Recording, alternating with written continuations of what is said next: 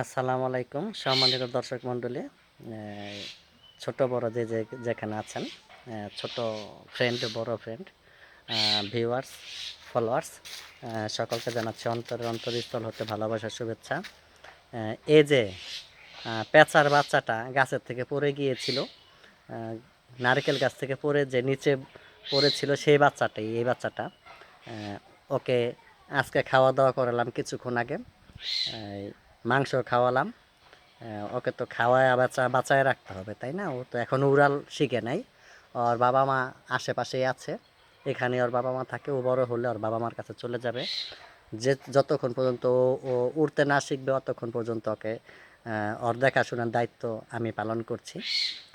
তো প্রাণী সেবা করা মানে প্রাণীদের সেবা করা, এটাও মানুষের একটা দায়িত্ব। কি জন্য ওরা সবসময় অসহায় অবস্থায় থাকে, তাই না? মানুষের সেবা মানুষের সেবা মানুষ যতটা করতে পারে তো করে, প্রাণীদেরকেও সেবা করতে হয়। তো ও অসহায় অবস্থায় ছিল, ওকে সেবা যত্ন করাটা আমি মনে করি আমাদের সকলেরই একটা দায়িত্ব। যে কোনো পশু পাখি ওরা তো নিজেদের সেবা নিজেরা করতে পারে না, তাই না? ট্রিটমেন্ট করতে পারে না অসুখ বিসুখের।